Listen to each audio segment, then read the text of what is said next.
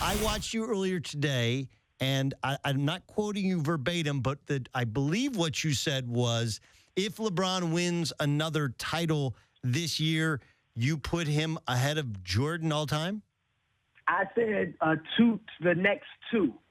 So it would be a three-peat. So he would win it this year, next year, and obviously that's three in a row. I think for some people, winning it this year will do it because he will obviously have beaten a big four, assuming Golden State gets there, or a very good San Antonio team. But I think he has to win the next two for me. And I feel, look, he would then have the longevity argument over Jordan, which he's going to have anyway. Jordan really only had 11 full seasons with the Bulls. You know, he was injured his second year, played only 18 games, came back when he, in 95 from retirement, played only 17 games. And so LeBron's already played 14 years. He's probably got, 4 more years left as a top 5 player. So his numbers individually are going to be far better than Jordan's. He'll probably be the first player and only player ever, top 5 scoring all time, top 10 assists.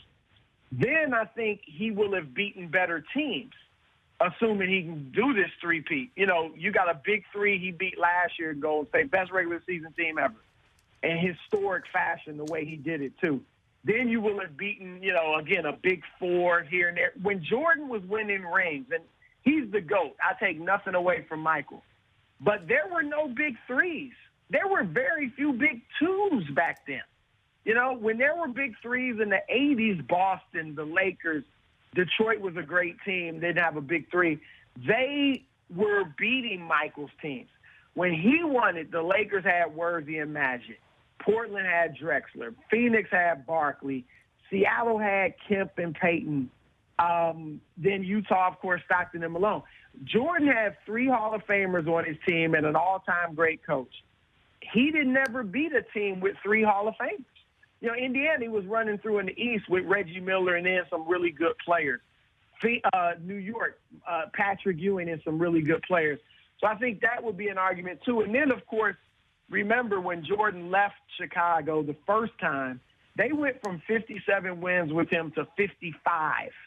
So they were still pretty good without him. When LeBron leaves Cleveland, they go from 61 wins to 19. When he leaves Miami, they go from 54 wins to 37 and don't make the playoffs. So, again, I'm not saying LeBron is better than Michael. I think Michael's better. But if LeBron can pull off this three-peat, which I don't think he will. I picked Golden State in the preseason to win it all this year. But if he does do this, then I think a lot of people, you can rightly say he's the GOAT. Chris Broussard joining us from Fox Sports, Doug Gottlieb Show, CBS Sports Radio. I love how you couch it with, I think Jordan's better, and then you go into kind of all these things. Like, here's the thing that I continue to sit on. I think that you could point to LeBron being really good at a lot of things, but as you know, like you've covered this thing for a long time, at the end of the day, the greats of all time, you give them the ball and they make the play at the end of games. And that's simply not the way you wouldn't give the ball to LeBron ahead of Mike. You wouldn't give the ball to LeBron ahead of Magic. You wouldn't give the ball to LeBron ahead of Larry Bird. So I think it's more complicated than how many all-time greats he's played with because, frankly, I don't think he had 3 all-time ever, like Pippen, you put him in there, but there wasn't a third. But teams were deeper with really good players. It's just teams are constructed so differently. So I guess the question becomes, end of a game, in a Game 7, would you rather have Jordan with the ball or LeBron with the ball?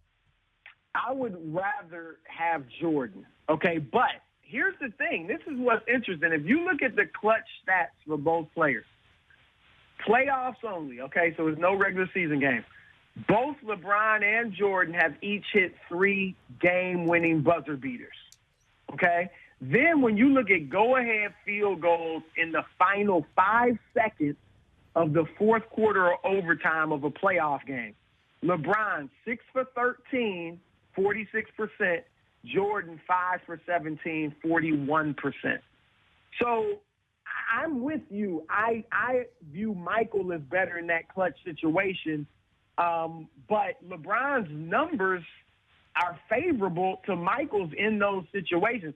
And my feeling is this, Doug, and you played obviously at a high level, so I'm interested in your opinion. I don't like the notion that the best player has to take the last shot.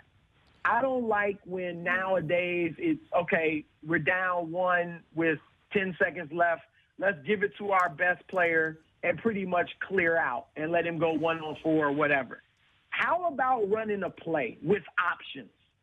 You know, Magic, we all remember the junior sky hook, and I think it was 87 with the Lakers. He told me he was the third option on that play. It was James Worthy, number 1, Kareem, number 2, and then Magic. Now, does that mean Magic wasn't the man, it wasn't his team, or that Kareem wasn't the man because Worthy got the call?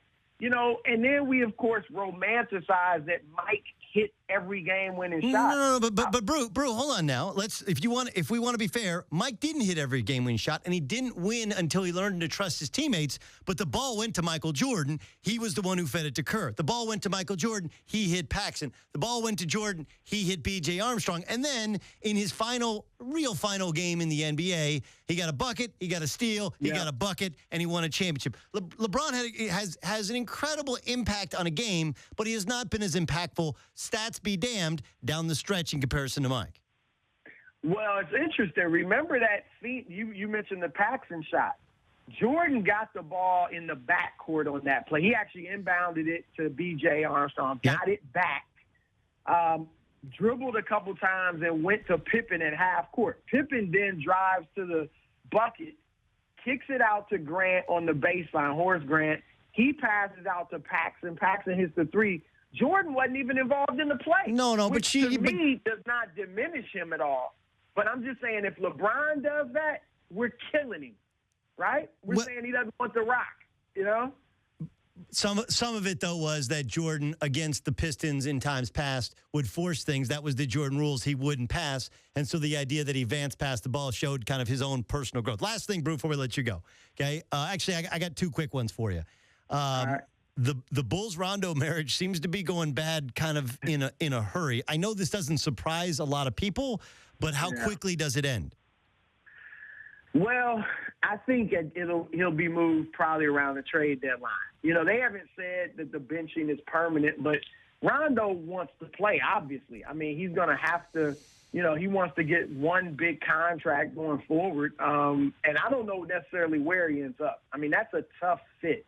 You know, he had a decent year in Sacramento, but he's a point guard who is not really an offensive threat, can't score. He's averaging 7 points a game. And, you know, in today's game, it's like Ricky Rubio, same way. Like, you need to be somewhat of a threat so people can't play 4 on 5 defensively.